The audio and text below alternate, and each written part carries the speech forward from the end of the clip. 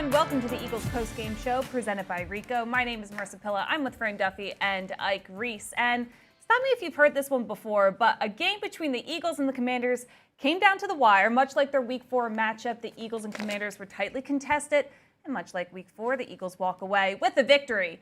And because they have a victory, that means we get a victory scream.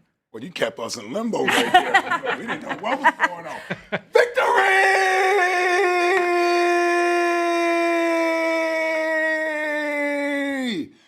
Woo! Oh, I had to rev up for that one. Yeah, worth the wait. I was the way you built it up, so you had to build it up. I let you catch your breath. That's what I was appreciate doing about. Yeah.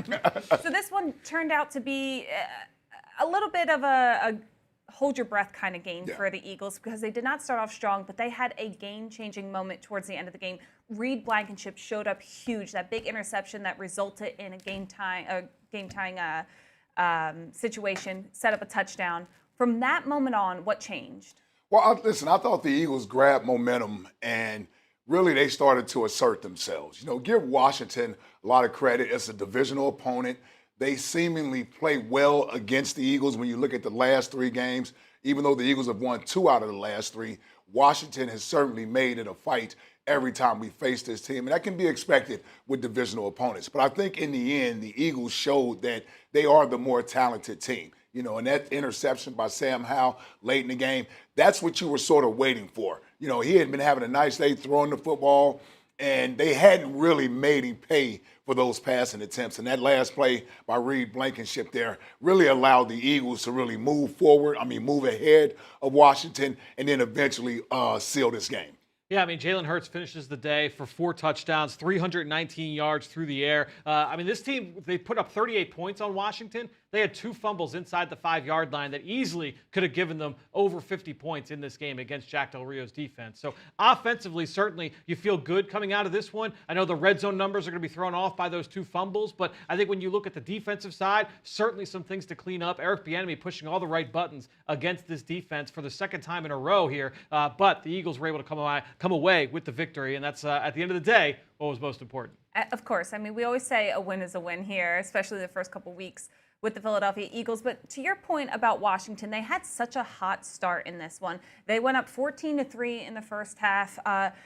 The Eagles only had 3 first downs, and it was looking so confusing because last week the defense looked so good against the #1 offense in the league against Miami. So what changes? How much of an effect does divisional opponents really play? I think it plays a big impact on the outcome of the game because you're talking about familiarity. Even though Eric Bieniemy just joined Washington this year, he had a chance to face this Eagles defense in the Super Bowl. So there's some familiarity there when you talk about these 2 teams.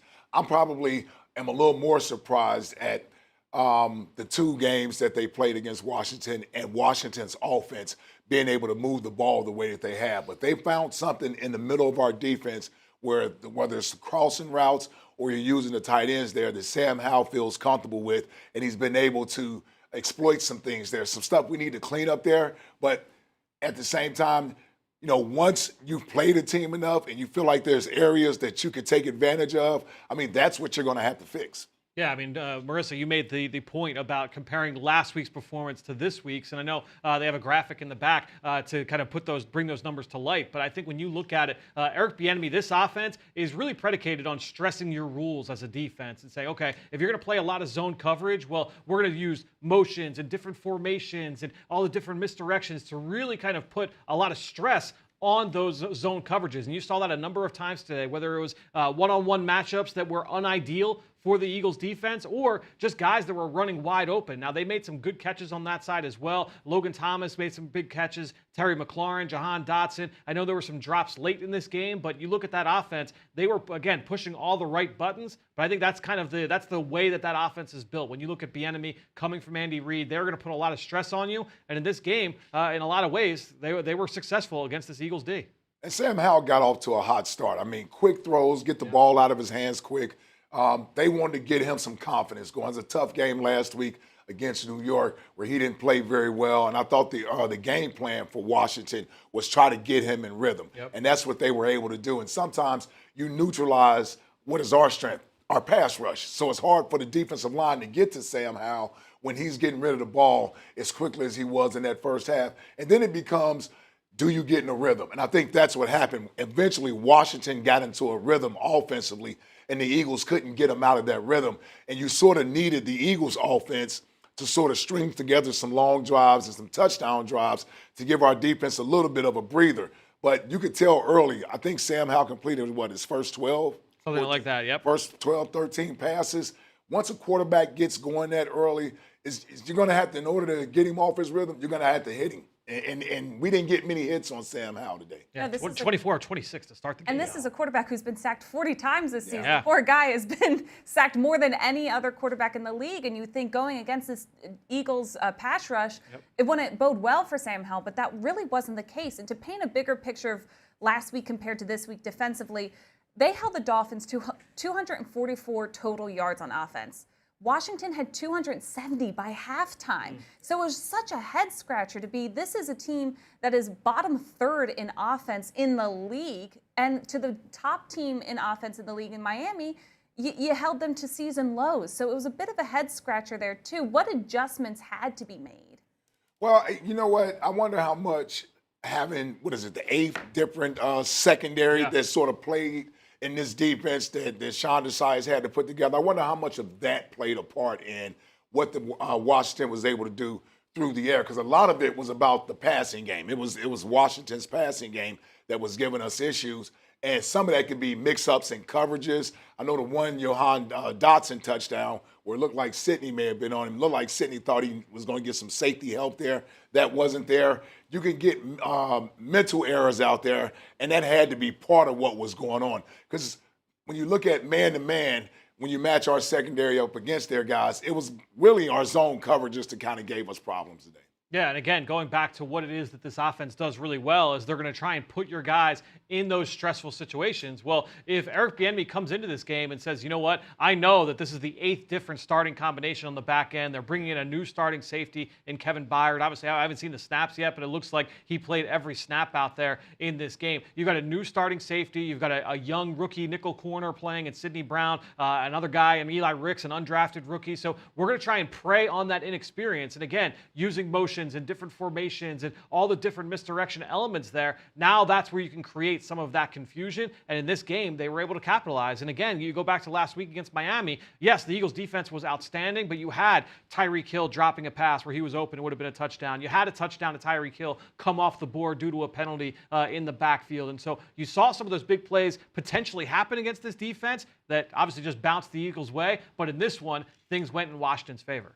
Yeah, and what I found interesting too was compared to week 4, this was the same halftime score. Washington was up 17-10 today, and they were up 17-10 in week 4. So the familiarity and similarities between those two games this season is really quite striking, especially how these games started, where Washington was off to a hot start, and the Eagles had to play catch-up a bit. And for some reason, Sam Howell plays lights out against the Philadelphia Eagles. Why do you think that is? Well, I mean, favorable matchups that they like. I think, again, getting them off to a good start early with some easy throws, quick throws, bubble screens, things of that nature, I think it allows the quarterback to sort of build his confidence. And the quick throws allows your offensive lineman not to have to pass block as long going up against this Eagles defensive line. And they were sort of staying in down in distances that didn't really put them behind the 8 ball, right? So you don't have to have as many plays that are long developing plays where you're trying to convert 3rd and 15, 3rd and 17. They kept a lot of these down and distance situations in their favor to where they could get the ball out quick and really allow their receivers or running backs to just run with the ball. And then once you do that, now you get the Eagles sort of coming up quick, wanting to make plays, and now you can start exploiting things behind that first line of defense. It really boiled down to Washington not being behind the sticks early. We didn't win very many situations on 1st and 2nd down, and Washington was able to get comfortable. Yeah, I mean, that drive coming out of the locker room in the third quarter, Washington, they converted 4 times on third down on their way to on their way to the end zone. Now, the one big spot where this thing turned the other way, where it was not like the Week 4 matchup, because as you mentioned, Washington jumped out to a hot start in Week 4. They did so today. It was the same exact halftime score. The teams kind of traded back and forth in the third and fourth quarter. You get down to the final drive late in the fourth quarter, and remember, Sam Howell led them down to score a touchdown to tie it and send the game into overtime back a month ago. Well, here in this one, the Eagles were able to get a 4 and out. You had a pass breakup from Zach Cunningham on the rollout. You had a short completion to Terry McLaurin. You had the challenged play, the incompletion to Jahan Dotson that was ruled incomplete. And then the Eagles get off the field with a Hassan Reddick sack fumble.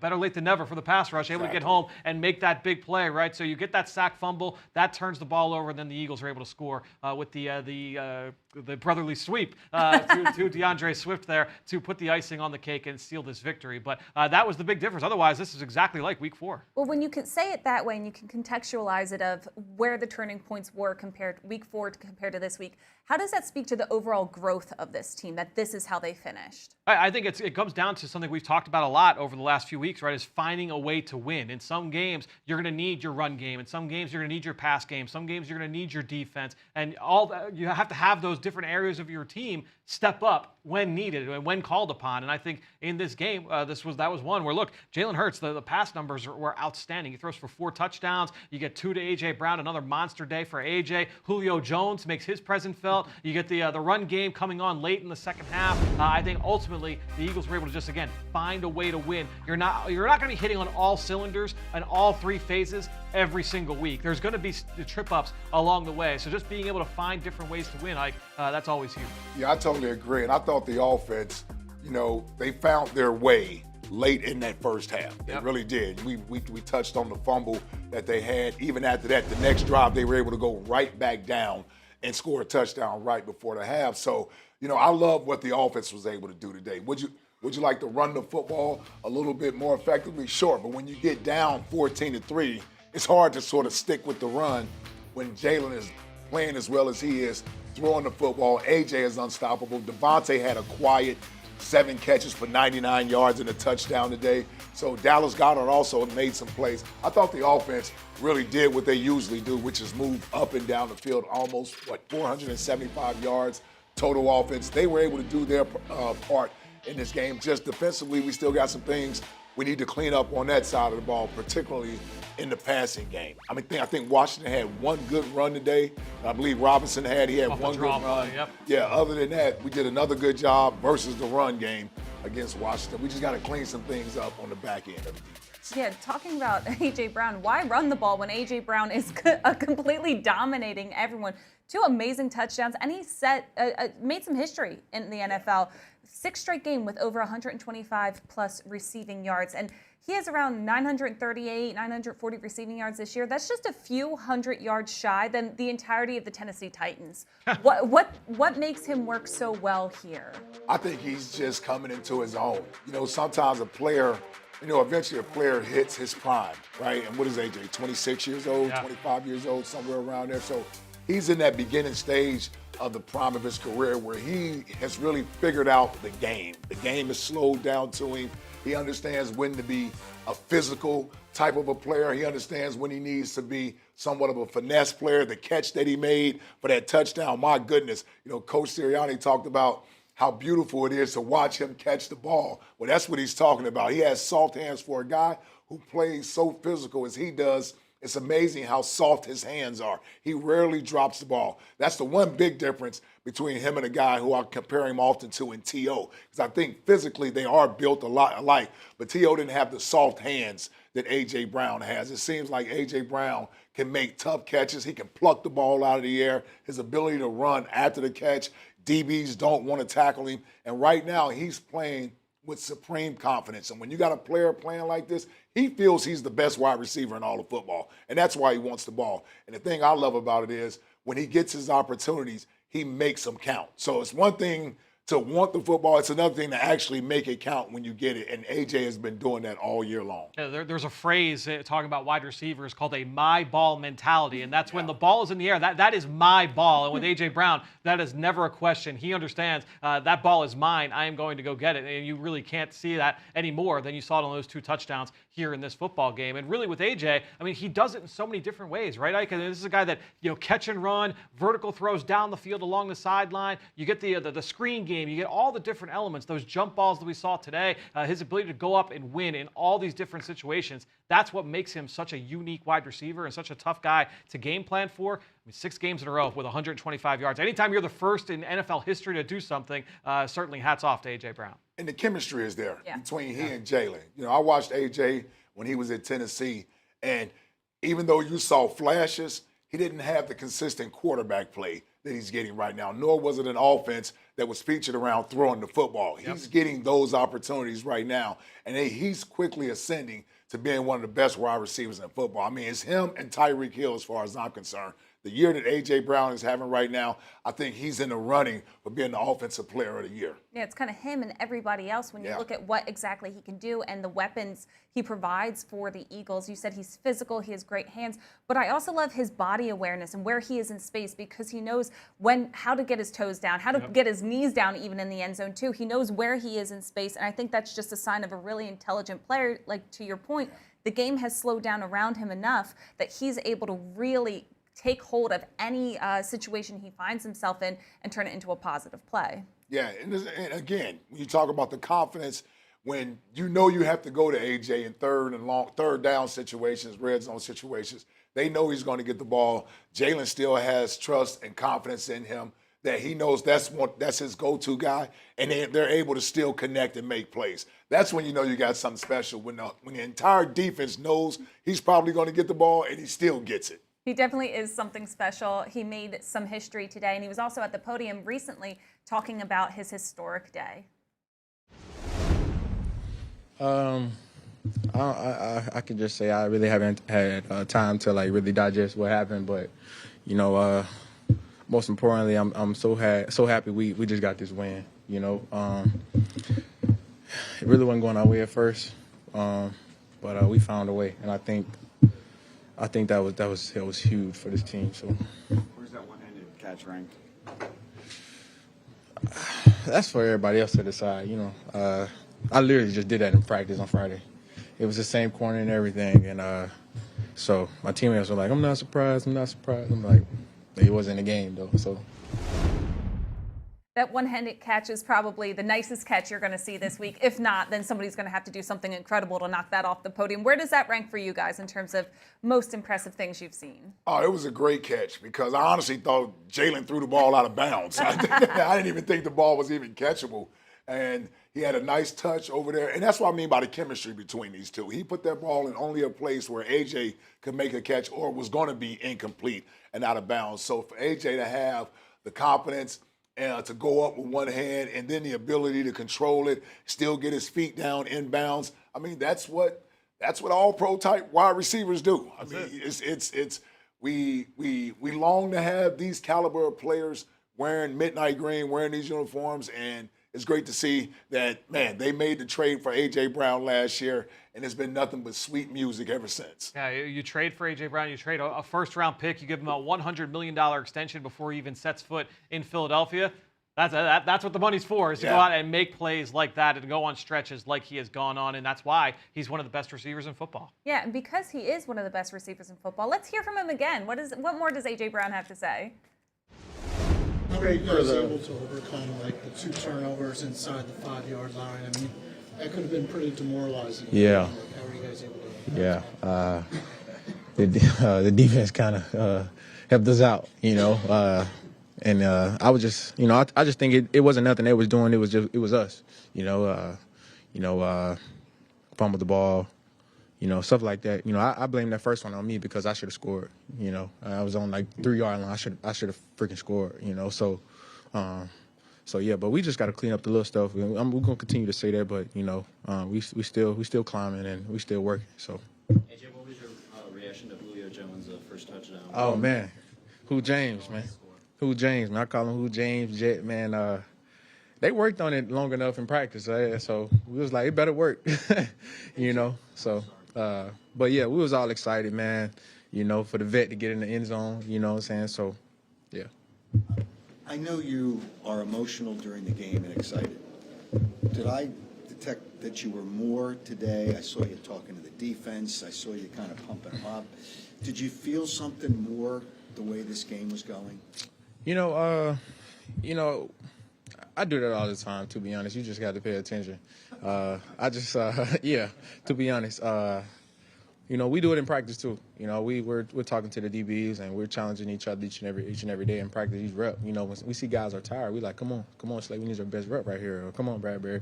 And so that's what we were trying to do. We're just trying to get the guys ready, get the guys going. You know what I'm saying? Because one teammate say one thing to you, you can believe you believe you can do anything. You know what I'm saying? Somebody got your back. You know what I'm saying? So that's what we were just trying to do, me and Smitty. It wasn't just me.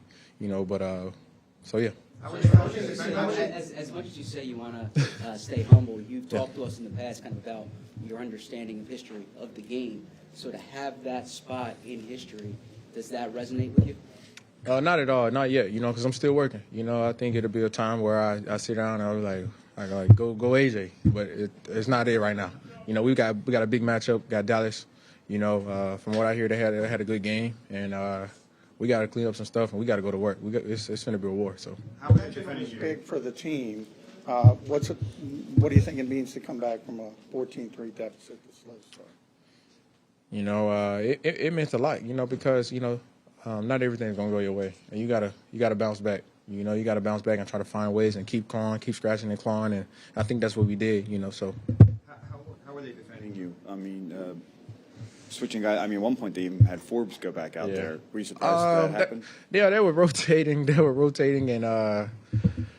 they was kind of mixing up coverage. They was kind of mixing it up on third downs. I don't want to give nobody any ideas, but so I'm gonna leave it at that. Did you know you had the record when you yeah, my teammates came and told me, but I was just trying to focus on winning the game. So.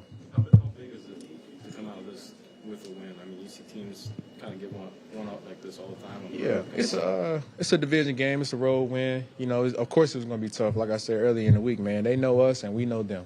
So we knew it was going to be a tough battle, you know. And they just started off hot, man, and we just had to adjust. So. Yeah, celebration on the second touchdown. What was the celebration on the second touchdown? Yeah, my teammates was joking about me saying I was getting hung and stuff like that. You know, last week touchdown celebration. So I just had to show them I can Tommy Hawk. I really can dunk. I really can play basketball, guys. You know, so. What happened on that? It seemed like Rivera thought that you should have been called for pass interference on the one that's down to the 1 yard line. What happened on that play? I plead the fifth.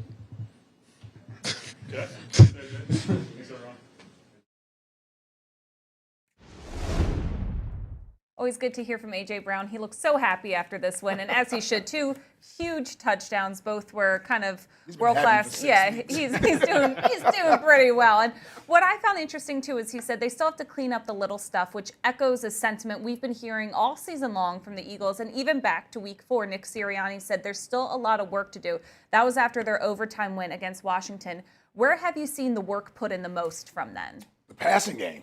I mean, the passing game has certainly improved. I mean, Jaylen has been on fire, and it's been quiet because a couple turnovers here and there mixed in throughout the weeks, but he's been on fire for about a month and a half himself throwing the football. And I know at the beginning of the season, a lot of people were concerned, what's wrong with the passing game? We're running the ball too much. There's always something to nitpick and complain about. But when you're 7-1 and you feel like you still haven't played your best game yet, like that's where this football team is at. You know, Jaylen talks about the standard being the standard. That means they expect to be A+ in the passing game, pass protection, taking care of the football, running the football, not turning the ball over. And then from a defensive standpoint, they obviously know they want to clean up some stuff over there and play better. But from an offensive standpoint, I think the biggest thing is they've also improved in the red zone too. I think they've gotten better going down there and getting touchdowns in the red zone. So it's a scary thought for the rest of the league that this team is sitting at 7-1 and they haven't really played their A+ game yet. That's the thing, is that you talk about them getting better in the red zone, and I'm sure that there's a section of our viewership that's like, Ike, what are you talking about? They had 2 turnovers inside the 5. No, there's a difference when you say, like, all right, why did this drive stall out? Why did that drive stall out? They're settling for 3 instead of getting a touchdown. No, this team had a fumble on their most consistent play in the entire NFL in the quarterback sneak, right, in the brotherly shove. So you get a fumble there down on the 1-yard line, and then the other, Kenny Gainwell, he has that fumble inside the 5. Like, you can't have that, but that's not a product of just like, oh, that's bad red zone football, right? Yeah. This is something that the Eagles were able to overcome in this game. They scored 5 touchdowns overall, and they were those 2 plays away from scoring 7. So at the end of the day, the offense, they're hitting, they're doing it all right now so far through week 8. It was at the end of September that Nick Sirianni said, you don't want to be playing your best football in September. Well, now we're at the end of October. Yep. So how close are the Eagles to playing their best football right now? I think they're getting close and close each week. I think staying healthy, obviously,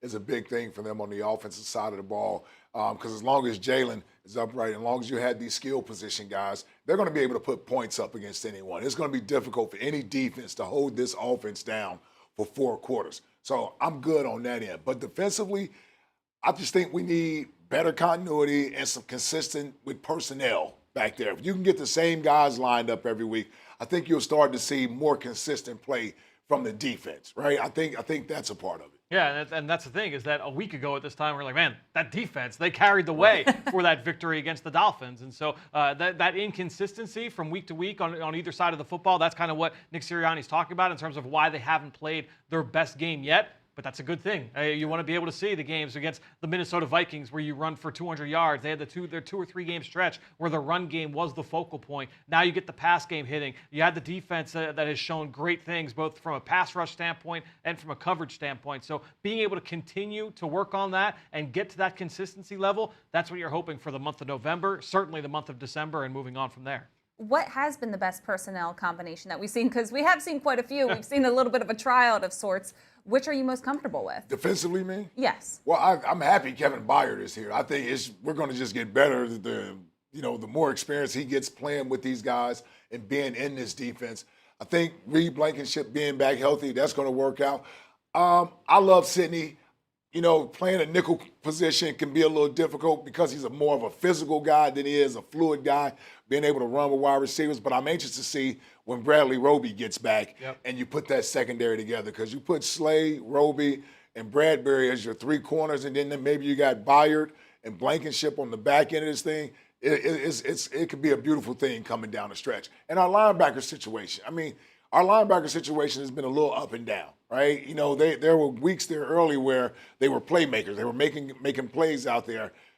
Today, I didn't feel like our linebackers made a lot of plays today. We normally are downhill, get behind the line of scrimmage type of linebacking group. We didn't have a lot of those today. Yeah, and it's for me, I think the one thing that Ike brought up was just what does that nickel corner spot look like moving forward? And I kind of go back to that Tampa Bay game, and that was, I think it was right after Avonte Maddox gotten hurt. I think that was the first game after Avante's injury, and you saw that the Eagles kind of split time there in the slot. I'm trying to remember at this point who the regular nickel corner was, but you had Sidney Brown come in as that third safety in the 3 safety packages, and he was the big nickel. Well, I think that might be what you look at moving forward, is after Roby is healthy, maybe Roby is your regular nickel corner.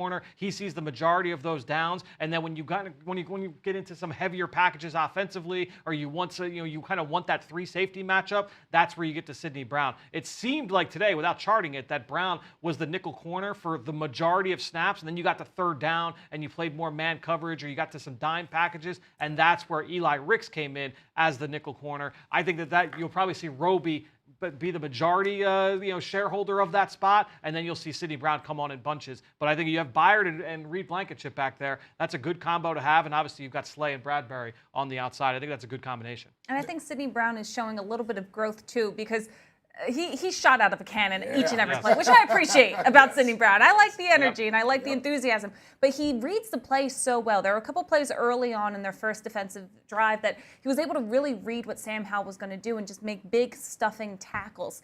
And I think it showed a little bit more patience on his end to actually take a second actually survey what's happening and then attack instead of just shooting himself down the field, which I think shows a little bit of growth, but it's still a little spotty here and there. Yeah, and to Fran's point, playing in the early downs as that sort of that big nickel guy out there, that's what he's out there for. On first and second down, you're going to run the ball. He sees it. He can be like that extra linebacker there to be physical in that running game. So I certainly love that. The passing aspect of it, as every young player is, when you get to this NFL, believe me, I played in the Big Ten. They don't have many complicated passing schemes in the Big Ten. So it takes a while to sort of understand what an offense is trying to do to you at this level. I think Sidney is getting better each week in the passing game, but you can tell instinctually he wants to go attack and he wants to go forward, and that's why they like him on those first and second downs. Yeah, watching him through the summer, through training camp in the preseason, I know you and I would comment, Marisa, like he just wants that one clean shot on a guy, and he finally got one. He got one today. He got Terry McLaurin. It was in the fourth quarter. I don't think it's a happenstance that McLaurin had some key drops after that hit, because he took that one shot from Sidney, and after that, it was not the same, Terry McLaurin, from that point on. Yeah, and Reed Blankenship, as we said, had a fantastic game. He had 9 total tackles and, of course, that huge interception towards the end of the game that really helped the Eagles walk away with a win. Let's hear from Reed after the game. Yeah, we were just waiting to, just capitalize on the opportunity, and the opportunity came, and you got to make a play on the ball, especially at that crucial point in the game. Could you walk us through that play? Yeah, it's just one of those things where I was just reading his eyes. I saw that he was just looking backside pretty hard, and I was just said that we got to make a play. So I tried it, and luckily it came up pretty good. So. Reed Blankenship, part of an Eagles defense that had to really show up big towards the end of this one to help them get a win down in Washington. It looked like fans traveled pretty well down there at FedEx Field. As always, yeah, right. As always, as expected, for sure. And I think this one is interesting as well because there have been games in the weeks past where the defense keeps them in this game while the offense can catch up. It was a little bit of flip-flop today. Yeah, and listen, as a defensive player, you're saying to yourself, all right, forget about what happened those first 3.5 quarters. Now we need to come up with a big play. The offense has gotten us back into the game. We've tied the game. We've even taken the lead now. Now let's start to get some shutdown sort of drives here. And give Washington credit, man. They still were able to go down there and make it a 38-31 game when you're playing a little bit of that relaxed defense. But they came up with the big play with Reed Blankenship there. They also came up with the big turnover on downs that led to another touchdown. So, as a defense, you can't hang your head, man. You really can't. And once you're back in the game, you got to figure out a way to go ahead and win the game. And I'm pretty sure the defense is walking away today. And that's how this league will humble you, right? We keep talking about the game last week against Miami. Everybody's feeling good. Then you have a game like today, and it's a reminder that you got to update your resume every week, meaning that you got to forget about what you did last week. You're going up against a totally different opponent, and you got to prove to them and shut them down. And this league will do that to you. No doubt. And I think, too, the big thing you love from the defense was how they responded in those situations where the Eagles turned the ball over on the goal line. Well, what happened? You got a turnover on downs in the ensuing series on the first one, and Washington went 5 and out on the second one. So you like the defense's ability to respond after that. And what I also love, too, this goes back to something we said last week, Ike, was that Jaylen Hurts, what do they do offensively after those 2 fumble drives? Well, they scored touchdowns on the ensuing drives every single time after that. So that's that kind of complementary football that you're looking for. Always looking for complimentary football. And if you have a compliment or a question for our friend Ike, we are now taking them. It's time for Ask Ike, presented by Pond Lee Hockey. Comment below. Send us your questions, comments, concerns on social media. We often get questions about your outfits as well, Ike. Yeah. So be prepared for fashion, lifestyle, all of that. That's pretty good. We're all looking pretty good today. Yeah. Fran went with Halloween. Thank you. Yeah, he's very festive, I went Fran. for it. I went That's for it. I don't know how well it's working. I don't know how many looks comments. It won't be like your Kelly Green bow tie last week. We're going to get comments all left and right, but I'm glad it's working for you. It worked, yes. So we talked a little bit about how this is an Eagles team that is progressively getting better each and every week. And the standard is the standard. That is something we hear each and every week, almost ad nauseum at a certain point. But there are fans who are thinking, if this team is so good, why aren't we blowing teams out? What is your message to that? This isn't college football. That's just as simple as that. This is the NFL. And when we throw out cliches like any given Sunday, well, you better bring your A game every week. I mean, it's the reason why those are universal cliches around this league. Everybody uses them because it's so true. And sure, would you like to play a cleaner game and sort of take care of your inferior opponents? Sure, you certainly would want to have that. But when you're playing a divisional opponent, just 4 weeks ago you played this team? Yeah, there's a lot of familiarity there. And so it's going to be difficult to have those type of, 2-3 touchdown wins. It's just rare. It's more of a surprise when you see blowouts in the NFL versus you should expect the blowout in the NFL. Exactly. And it doesn't matter who you're playing against. Exactly. That is a word and message to everybody at home who is worried about the record, which they shouldn't be. They're 7-1, the Philadelphia Eagles, for the 9th time in team history. And to talk all about it is head coach Nick Sirianni. Let's listen in.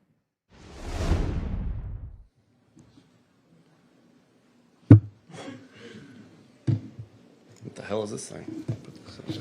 Yeah, I guess. Howard, I know you want the first question. Here we go. Hit it, baby. I'm giving you the first question. You're my guy. Oh, I should have said that.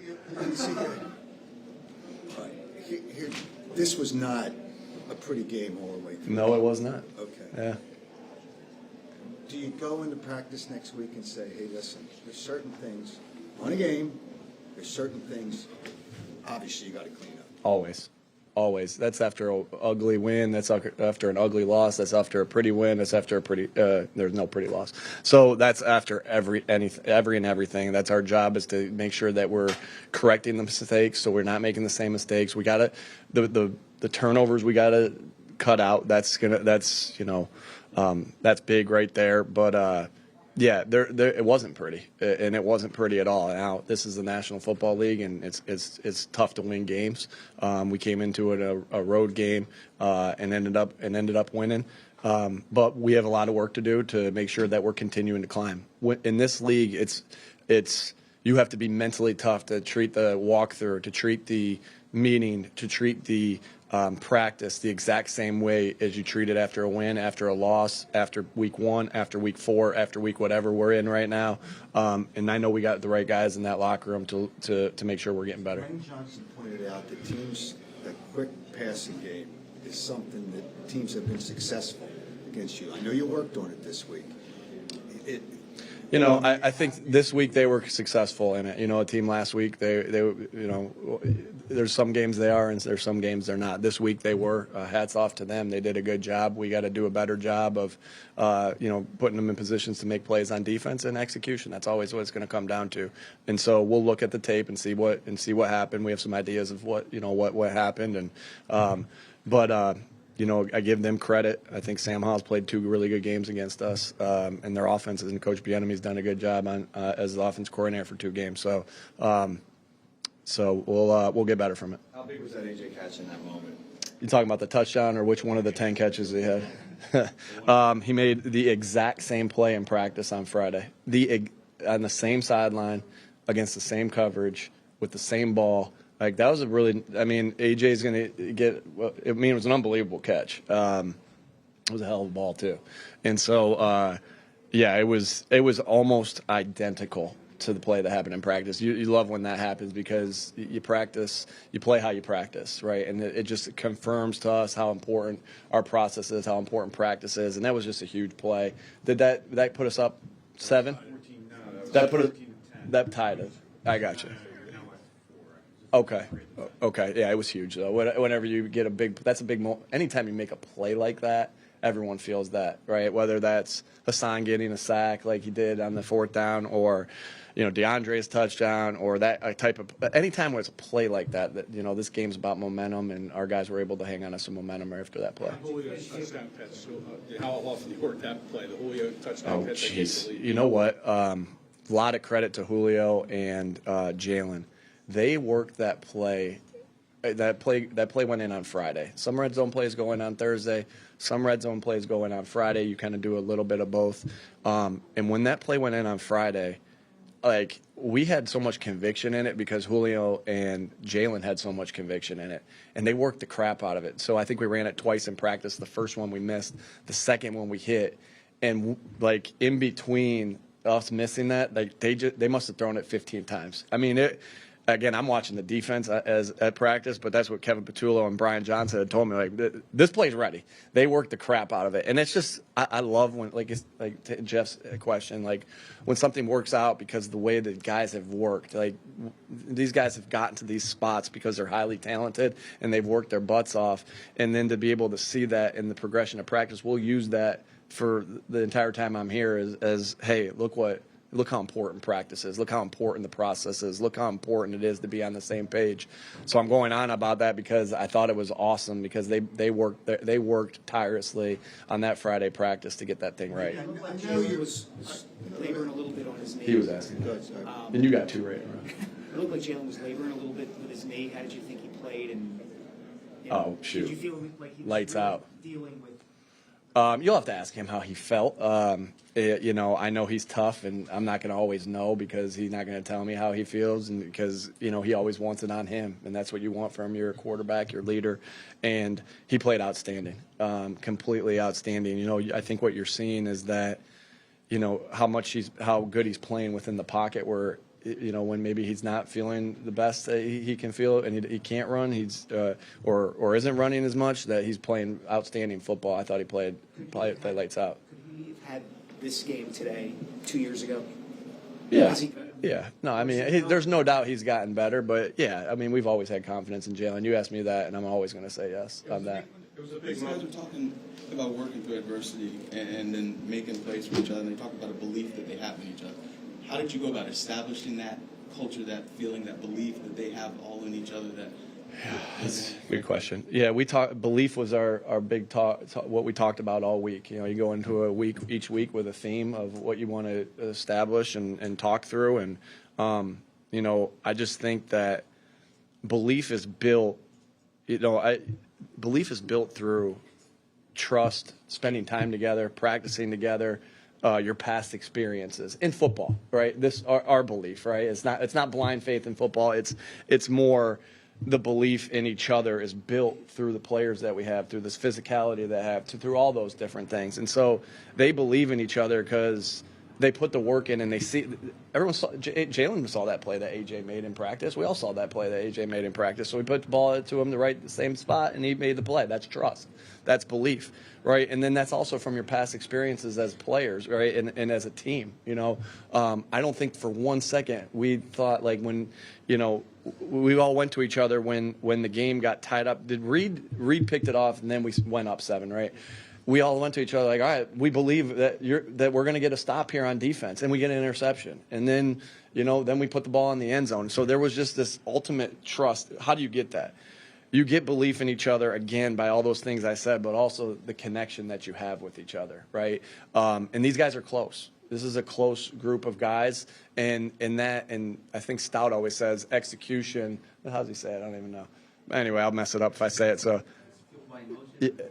I don't know. I'm going to mess it up if I say it, so I won't say it. But we believe in each other. We trust in each other because of the guys we have and because of our past experiences and because how close we are. Does a game like this build character with something like that, belief and character? Is this the kind of game that does that? Yeah, I mean, we're coming out here every day we practice, every day we play a game, every day we have a walkthrough. We're trying to build on that and build, everything. And so you'd love to win. You will love to win every different way. I know that, my mom and dad. My dad's gonna be like, "Why'd you have to make that close?" And then I don't need it that way. And but that's the way they're gonna be sometimes. And I think, when you win tough games on the road against a tough opponent, this is a tough opponent. I got so much respect for Coach Rivera and these. Sam Howell, McLaurin, Allen, Payne, Sweat, Young. I mean, there's just a lot of respect I have for the guys on this football team, and I'm like, man, we got to play them twice a year, and they're always tough. It's a credit to Coach Rivera and the guys that they have. So, but anytime you win a division game like that on the road with some ups and downs, it teaches you, how to fight through adversity, which we all need. And I do believe it builds your team and builds your character every team. In situations where you have costly turnovers, but you still win, how do you make sure that's still rectified and that's not lost in the win? Yeah, Zach, you don't ever have to worry about that with us. We're going to be correct. We're not built that way. We ain't built that way. We're built by every mistake that we make, we correct. Every time we do something right, we praise, and that's accountability. Accountability is not only that you correct things that are wrong, but high praise when they're right. And again, that builds belief, right? And so we'll look at the fundamental cause of why the fumble happened, and we'll correct it. And we'll try to do our job to put them in positions to reenact that fumble. So we're trying not to make that play, that something like that happen again. And so, yeah, that doesn't even. If you said that to our players, you say that to one of our coaches, that doesn't register with us because we aren't built that way. Like some of the best times for growth too are just after adverse moments, right? Win or loss, and we'll take time to get better from that. Kenny back out there on purpose, or is that just part of the rotation? We don't ever lose faith in Kenny. He had a fumble, and if Jaylen has an interception, we don't take him out. If Kenny has a fumble, we don't take him out. If I'd have done that with AJ last year when he had 3 games in a row with a fumble, that'd have been dumb. So we trust him. He was in because he was in on those, yeah. Getting the snap off. Oh, I see what you're saying. Like, did we put him back in to get the flow again? Yeah, it was just the way that the drive went. With that, I'll get you to getting the snap off before they have a chance to look at a replay and kind of make a decision on that. Big moment, obviously. How was that coached? I mean, when? Yeah, we practiced the heck out of that. I mean, that happened that happened last year in the NFC Championship game. Happened again today. We've probably had a handful of those. I don't want to give up too many secrets, but you try to put yourself in every scenario. We practice that every week. We have faith in the play that it is. We didn't get a completion off it, but you can go fast and get it off. And so sometimes that's because we don't know if we caught it. Sometimes we know we caught it, but we're trying to bait you. Sometimes it's, we know we didn't catch it, right? There's all those can be true. And so, but there's a lot of effort and time that's been put into that. And our guys do a great job of executing that to be able to get lined up. That started by Jaylen and Jason to kind of set the stage to get everybody set and go. I was going to say, is it like everyone just recognizes it's a close player, or does someone make a call? Sometimes it comes from the player that might think it's a close play. Sometimes it's coming from our sideline. Like I said, because we have faith in the play and that we like the play design, we feel like we can call it just even if it's somewhat close, but even we know we got it. I don't know. What did we all think? Did we catch it? On hindsight, I thought it was trap. It was trap. What did you think, Jeff? Trap? Oh, and we did a good job. Last one, Tim. With AJ breaking the record for most 125-plus yard games in a row, what kind of thoughts come to your mind, Nick, as somebody who has the expertise in wide receiver position and appreciation for I want that jersey. I want that jersey before the NFL can get their hands on it. No. Yeah, it's awesome. That's cool. Anytime our guys can get a record or anything like that, I mean, the history of this league and the history of this game is special to me. And so when you do something that no one's ever done in history, and one of your players does that, that's pretty cool. So AJ, has done it better over a 6-game stretch than anybody ever to play this game, and that's pretty special.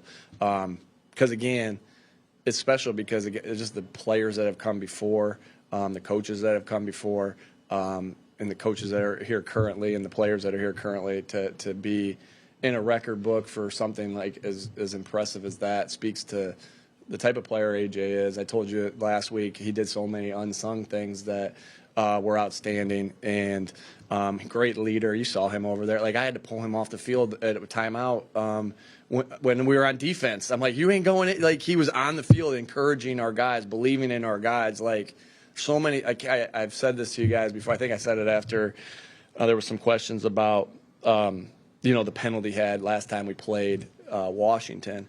That there's not a better person on our team than A.J. Brown. Might not be a better player on our team than A.J. Brown. There's not a better person, and I love these guys in there. And so that's high praise that I'm saying because he's an outstanding. He's just I'm happy it's happened for somebody that's as top notch as A.J. as a worker, as a person, as a teammate, as everything that he is, a son, a father, all those different things. Just got so much respect for him and who he is. on that field and off the field. All right. Thank you. The Eagles are now winners of 5 of their last 6 games against the Washington Commanders. It was a tight one today, but they were able to walk out of FedEx Field with a win, which is always good. And one of the highlights of the game and one of the highlights of Nick Sirianni's press conference was him talking about the Julio Jones touchdown between him and Jaylen Hurts. It gave the Eagles a lead, an 8-yard touchdown. But he said what was so interesting, that they were practicing it repeatedly on Friday. That play went into the playbook on Friday, and the conviction they had to try to make that work, I think, is incredible. Yeah, and you know, when players are seemingly excited about running certain plays and they are out there trying to perfect it just so you can make sure you put it in the game plan, then it behooves the coach to go ahead and put it in the game plan. And they executed it perfectly. If you take a look at that play, you see where I think Jaylen almost kept that ball in the belly of the running back a little longer than I'm used to seeing him do. So he really sold the run fake on that play, and Julio had to catch that ball between 2 defenders. And I love where the placement of the ball was. It gave Julio a chance to go up, use that athleticism, his big body, pluck it out of the air with his hands, and be strong with it. Good for Julio, got his first touchdown as an Eagle. Yeah, he makes that play, taking a hit from the other side as well, Julio Jones. And also, what I love about that as well is that, Julio Jones, when he was in Atlanta for so long, it was a big thing where it was like, oh, well, he's not a great red zone weapon. He never gets touchdowns. So his second catch coming as a red zone touchdown, I do kind of love that for Julio Jones. And to your point, Ike, I mean, you love when players have the conviction for a play and the coaches stick it in and say, you know what, we're going to put it in the playbook. To me, like, that is great coaching, understanding your players and what they want and what gives them juice, what gives them excitement. And it works the other way, I'm sure, as well. We just don't hear about it, where they go to put a play in on Thursday or on Friday during the week of practice, and the players just don't have a lot of energy about it. And you're like, oh, you know what? Saturday comes, let's just pull that one out. We're not even going to have that on the menu here this week. And I think that's just a really good look inside what makes Nick Sirianni, Brian Johnson, the rest of this coaching staff as good as they are. Highlights the communication on all levels within this team. And that play was a huge part of the Eagles coming back into this game. And Jason Kelce spoke about what it was like to be down in this game and also fighting back for the win. It seemed like that you guys are phased. Well, you don't have a choice. You can either be all upset and lose focus, and then you're definitely going to lose, or you can just keep fighting and just operate next play mentality. We feel we're a very, very confident team. We know that we have the firepower to make up deficits, right? We also knew that going into the 2-minute drive, we knew that we deferred and we're getting the ball to start the half. So, whenever you're in that situation, you can make a 14-point swing very easily. And I don't think we ended up getting it done, but we scored before half, which was huge. And I think, for us, we're always trying to just focus on the play in front of us, focus on the next thing at hand. And we have all the confidence in our world that the defense is going to get it going, that our offense is going to get it going. We have the players. There's going to be ups and downs within the game.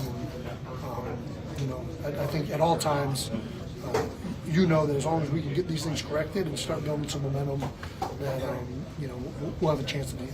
Did you get a look at either of those AJ touchdowns? I saw the one. I still don't know how he caught it. I mean, absolutely insane catch. Now he's got the NFL record for the most consecutive 125 games. Right now it feels like the offense is a little bit, just throw it to AJ. And I'm hard pressed to say that that's not the thing to do. I mean, he's catching everything. He's open, it seems like, all the time. The run game, we got to get some things figured out. I feel like we're kind of stalling out a little bit there.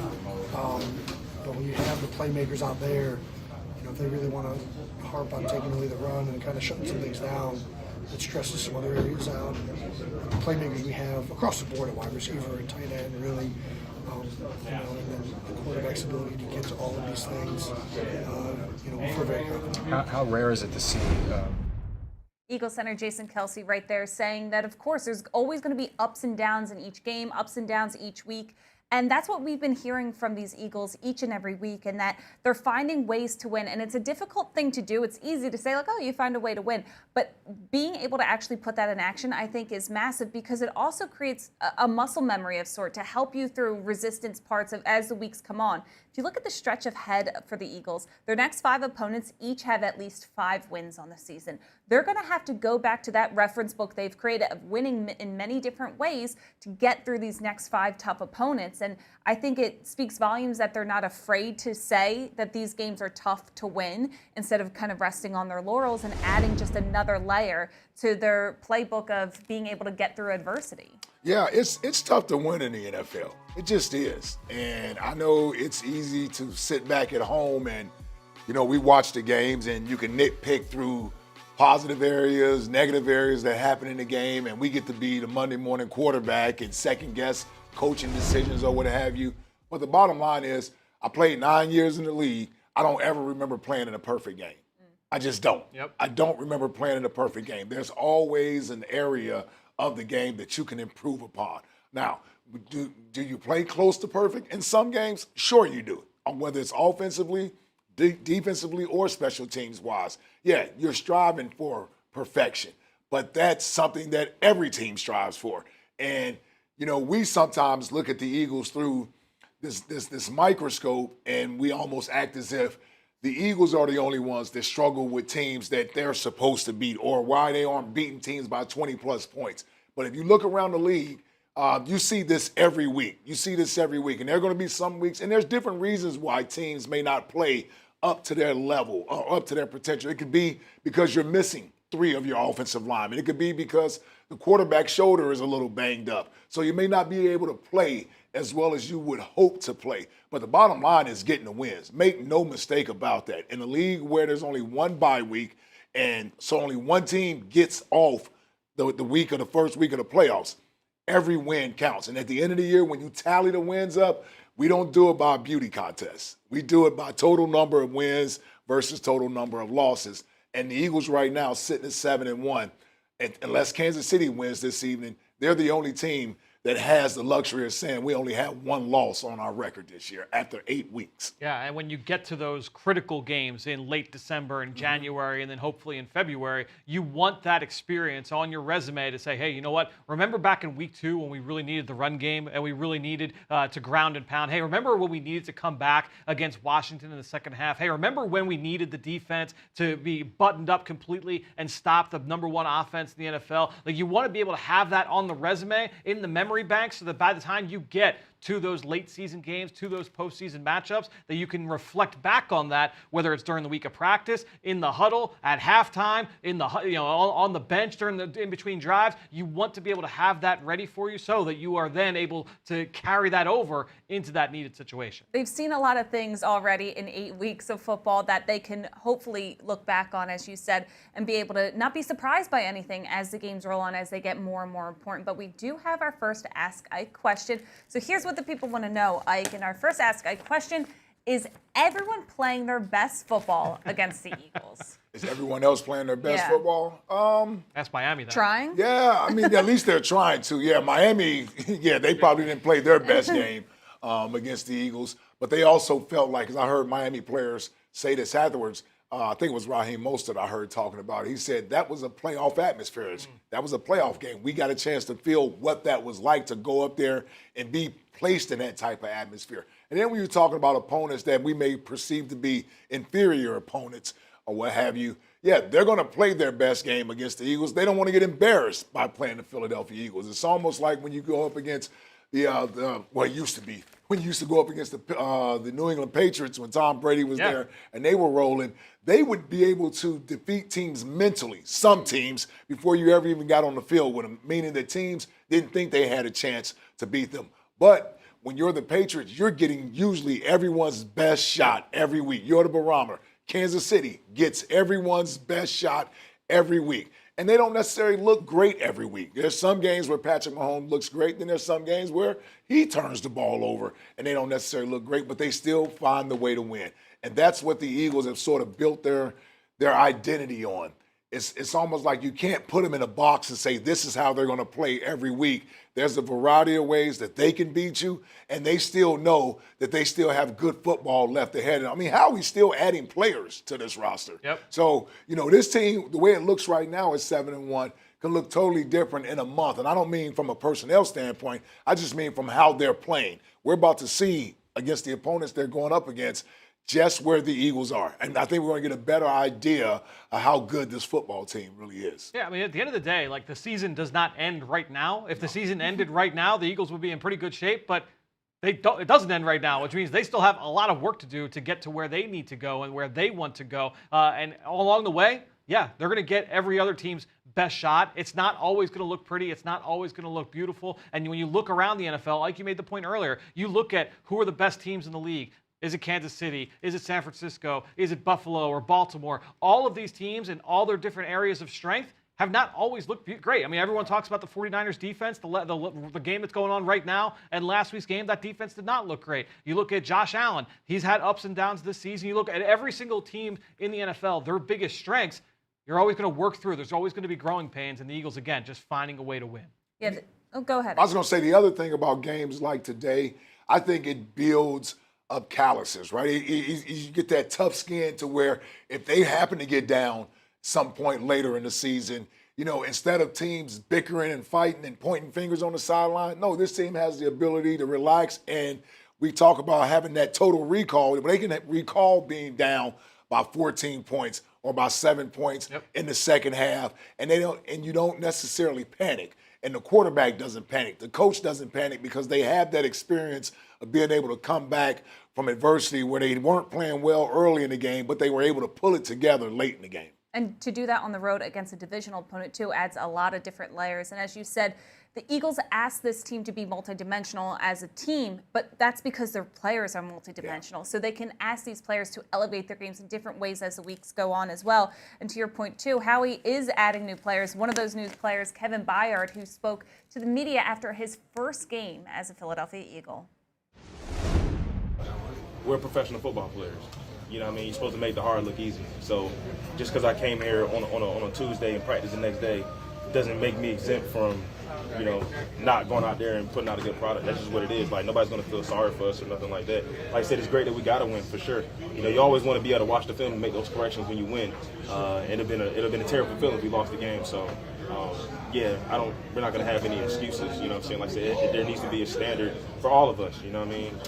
Like I said, offense, defense, special teams needs to be a standard. And I think, as we watch the film, we have to say, hey, do we live up to the standard or do we not?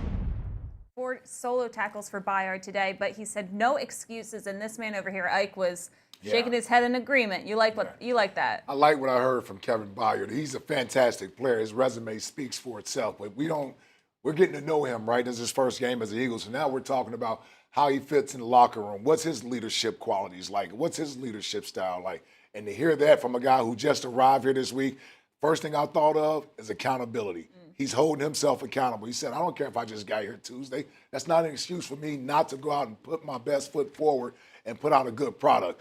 I love having that in the locker room. Now you're adding a guy who fits into the locker room because that's the way the majority of these players think and feel. So hearing that from him, he just got here less than a week ago. I'm excited to watch him play the remainder of the year because I think they've added, and along with Julio, regardless of what he can do from a production standpoint, I think Julio from a leadership standpoint is going to fit well into the locker room. He fits well into the meeting rooms. And those things are important. When you're adding players of that caliber with those type of name recognition, it can be difficult to come into a locker room because now you're trying to figure out, how do I establish myself? How do I carry myself the way I was on the other team that I was on? Instead, you got 2 guys that seemingly want to come in. They obviously want to win and want to be a part of a winning culture. But I'm pretty sure Howie did his homework because the guys on his team know these guys already as to what type of character do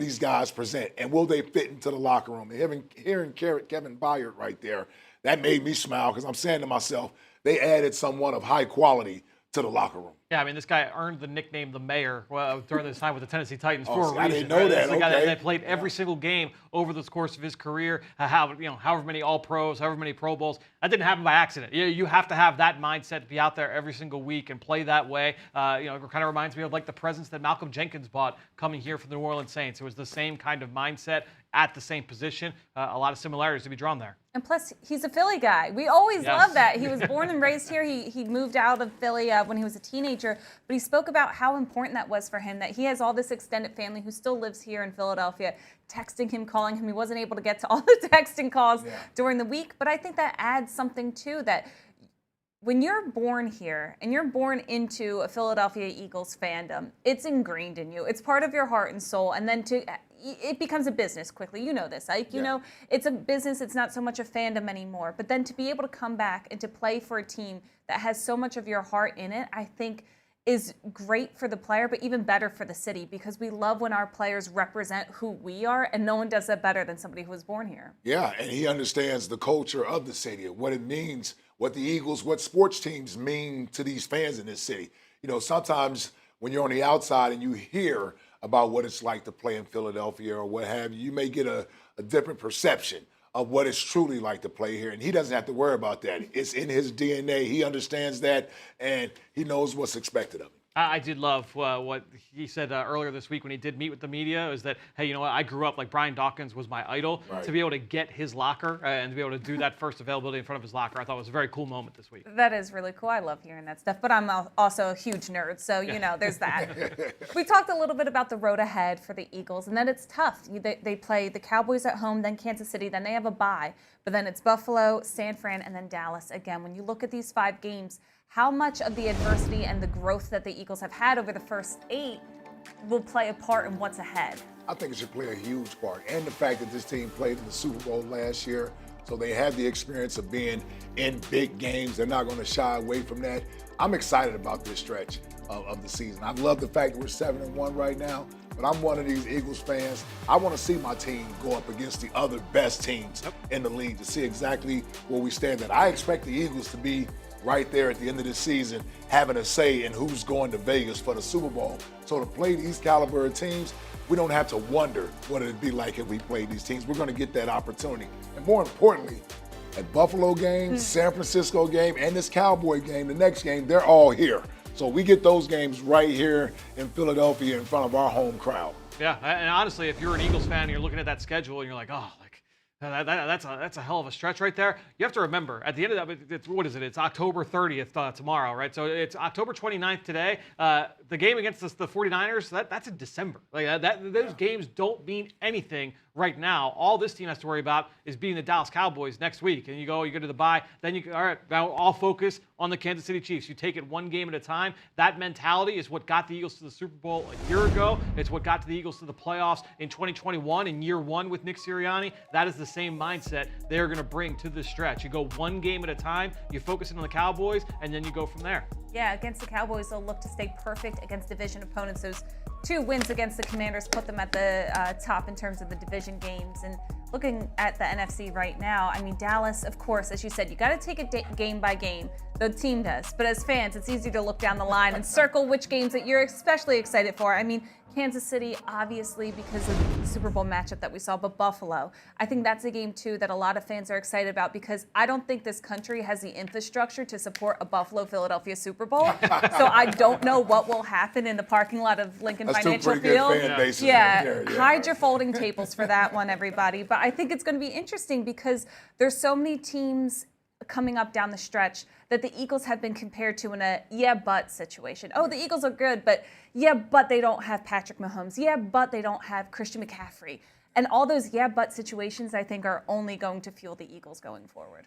Yeah, but we're 7-1. We're 7-1, and believe me, the Eagles are going to be on every team's radar as far as, are we as good as those Philadelphia Eagles are? Yes, and do you know who was also very good today? Jaylen Hurts. He is now unbeaten in his career versus bottom 5 passing defenses entering this week, and he spoke with the media just now. Jaylen, do you feel like that's the best you've played this year? Must be you asking me.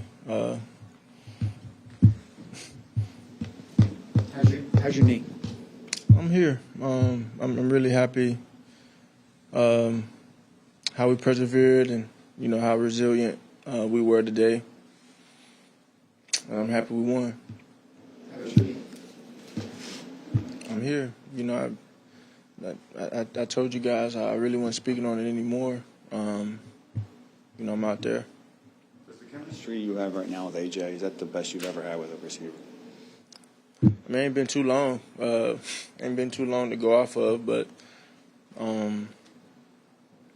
he's doing really impressive things. He's playing at a very high level. He's been consistent, and as a friend, I know what his mentality is and where it's coming from. It's no surprise. And the way he works, what he does in the off season, where his mental is, and his why. And so I'm proud of him as a friend, and as a quarterback. And I'm proud that he's truly invested into winning and putting the team first and doing whatever he needs to do in his role to win. On the one-handed catch, AJ said that you actually threw that very similar type of coverage, similar part of the end zone on Friday. Yeah. Can you describe that, and what is it, the trust that you have in him to throw that and to throw it exactly in that kind of position, which I guess is... I think it's just a thing of preparation. It's a thing of preparation. We try and lean on that, so there is no wavering feeling when we're out there on the field. And obviously there's a ton we can do better, but that's something I've seen him do for a very long time, and he made a hell of a catch. Jaylen, what went into the resilience that you're talking about that he's able to pull you guys through? I think just how we believe. I think obviously there were some circumstances in the game that were not favorable for us. We would not have liked for it to happen, but I think we overcame it. And so it's just about the mentality that we have, coming out from where it's at go and being the team we know we are. Much credit to the Washington Commanders, as they always give us a good fight. They always come out there and play hard. I know the front seven very well, and that's a great team over there. And Sam Howell had a hell of a game as well.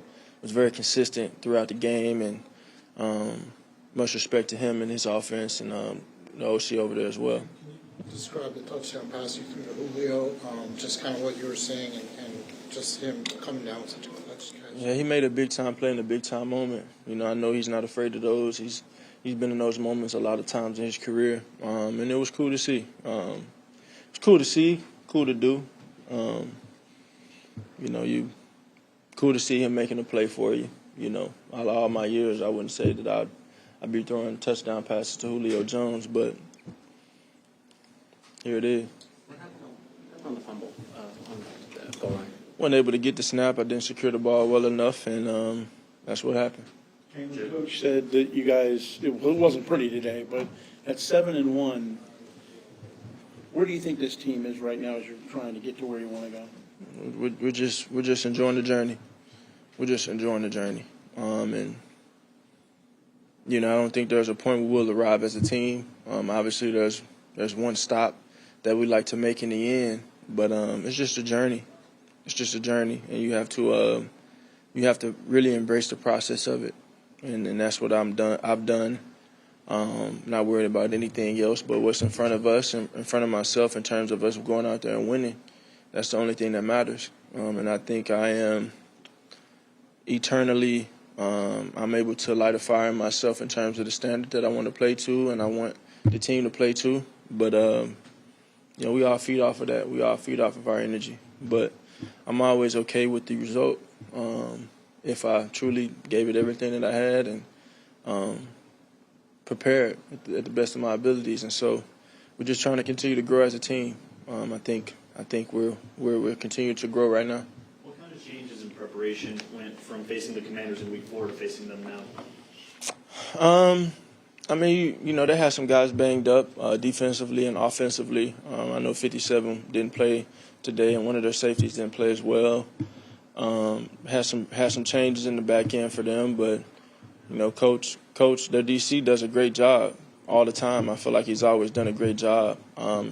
especially when he sees us twice a year, you know. So it's a great challenge for us, and I'm glad we overcame it.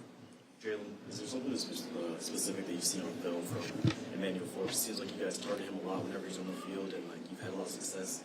He's the closest defender to me. Shows up. Yeah, no, I don't. I think it's just kind of unfolded that way. We just want to go out there and execute. Thank you, Mark. When you see Devontae Smith so wide open on that pass, does that make it even harder to kind of like hit him on an open pass that he's so open on? I mean, you know, we were on the same page with it. It was not what he was supposed to do, but obviously we grew to be on the same page with that, and you know, he got in the end zone. I don't think, you know, you got guys like that. You want to just get an opportunity to catch the ball. He got 7 off of it, so. Did he does he give you a signal or whatever, or did you see him freelance? No, I knew exactly what he was doing. It wasn't as wide open as it seemed. He did exactly what he's supposed to do on the play. Obviously, I think they busted their coverage on the play, but he did exactly what he's supposed to do. He was exactly where I expected him to be. Okay. Thanks, John. Thank you. Jaylen Hurts threw for 4 touchdowns today, which is the most since Week 7 of last year. He had himself a game against Washington, and Ike, you said, I wish he could almost play against Washington every week with those numbers. Those type of numbers, over 75% completion percentage, 300-plus yards. Man, he must get excited when he sees that secondary coming. Yeah, three different guys caught touchdowns today. We talked about the Julio Jones touchdown. We talked about A.J. Brown's touchdowns. We'll talk about Devontae Smith's touchdown here coming up. Yeah. Devontae Smith had a great touchdown and a very pivotal part of the game, and that is the subject for this week's Ricoh Review. All right, so let's take a look here at this touchdown for Devontae Smith, because the Washington Commanders, they're in cover 3. That corner on the outside, he's got to drop to the deep third. That wide receiver on the outside, Olamide Zaccheaus, he has to try and push vertically and try and hold that corner, hold his eyes, because Devontae Smith's going to be running the slot fade down that left sideline. So as long as OZ can hold that corner, well, now Devontae's going to have plenty of room on the outside, and this is why he is wide open. Jaylen Hurts did a great job of peeking to the right, hold that safety in the middle of the field, and now he's going to cut this one loose to Devontae Smith down the left sideline. OZ did his job occupying that corner. Devontae Smith gets into the end zone, just under 100 yards receiving, 99 yards receiving for Devontae Smith, but he gets into the end zone, I believe, for the first time since week 2, Like. That is this week's Ricoh Review. Very well done, and that was a great play, but is it going to make him Player of the Week? Now is your chance to vote for Toyota Player of the Week. Go to PhiladelphiaEagles.com/Toyota Player of the Week to cast your vote and get a chance at a brand new Toyota. Ike is shaking his head. Here are your options, first of all. Let's get the read out, Ike. A.J. Brown made some history today. 6 straight games with over 125 yards receiving. He might be the lock for player of the game. Jaylen Hurts had himself a night as well, 4 TDs, 76.3% completion rate. And then Devontae Smith as well is your third option for Toyota Player of the Week. 7 receptions, 99 yards, and that touchdown that Fran just broke down. Ike, I'm afraid to even ask because I feel like it's a little too obvious. Respect the read, Ike. Come on, there's an order to this show. We ought to change this thing to the A.J. Brown Award. I mean, seriously, he gets it every week. But I'm going to go with Jaylen. Ooh. Wow. I'm going with QB1 this week. 4 touchdowns, over 300 yards passing. I don't know what happened on the brotherly love shove and the handling of the football there, but I'm not going to blame it on him. But I thought he had an outstanding game there, really throwing from the pocket today. Ran a little bit when he needed to, but for the most part, man, he was precise in the pocket. Yeah, I would agree that Jaylen did have a great game. I was getting ready to say that I hate to be boring and agree with you about it being A.J. Brown, but now I get to disagree and say that this is an A.J. Brown award this week. I think when you go 125, again, 2 huge touchdowns, maybe the play of the week in the NFL with that one-hander along the sideline, I would say A.J. Brown, this is an easy one here for him getting being the Toyota Player of the Week. Yeah, if you saw 2 better touchdowns than what A.J. Brown had this weekend, no, you didn't. You're a liar. Okay, I'm going to just say it right now. Well, next week, the Eagles will play another divisional opponent as they host the Dallas Cowboys as they come to town at the Link. Dallas just won their game over the Rams. And since these Washington games have been so tightly contested for the Eagles, what are the expectations with Dallas? Yeah, it's the first time we'll get a chance to see Dallas. And You know, I expect it to be a good game. The Cowboys usually play us well, especially when Dak is starting back there. We haven't beaten Dak, I believe, since 2019 in the game with our starters. So it's a divisional opponent. They got a chance. They're going to get a chance to see what the Eagles did today against Washington. It looks like they played a pretty good game against the Rams out there. Dak threw 4 touchdowns himself. So I expect it to be a good game. Yeah, I mean, that game was never close. They were up 33-3 at one point over the Rams, and it ended up being 43-20 final score. But I think when you look at Dallas, look, they still have teeth on defense. They lose Trayvon Diggs earlier in the year, but Micah Parsons still one of the best pass rushers in football. They're hoping to be a little bit healthier even by the time we get to next week with some of their guys coming back. And then offensively, if they can protect Dak, I mean, this is a guy that's one of the best managers in football in terms of his ability to manage the game pre-snap and post-snap. Obviously had a great outing here against the Rams, but it'll be a fun battle here next Sunday. If we can control Dallas's run game with Tony Pollard, I like our chances if Dak has to win the game for him. You know, Fran just said it best. He's a great manager of the game, but if you're in a tight game and he has to go down, man, I like our chances. So to me, we got to be able to control that run game. Yeah, and then Dak had this interesting quote. So Jerry Jones said he won't, quote unquote, poke the bear in talking about the Eagles next Sunday. Dak Prescott said, if you see me and a bear in a fight, pour honey on me. Now, I'm not really quite sure what to do with that quote. Yeah. I think we all need to let that settle in a bit. Yeah. I need like an Ike translation on that one. Yeah. I think he's trying to say he's not afraid of the bear. Like, you can even pour honey on me. I'm ready to take on the bear. Okay. Okay, Dak. Is that what we'll be talking about this throughout the week on my other job. Listen, there's not poking the bear, and then there's giving Philadelphia media and fans something really good to talk about all week. So I appreciate that, Dak. Inadvertently, he poked the bear. Eagles fans, Election Day is Tuesday, November 7th. Text Eagles to 26797 to register to vote and check your voter registration status. Create a plan to vote this Election Day and let your voice be heard.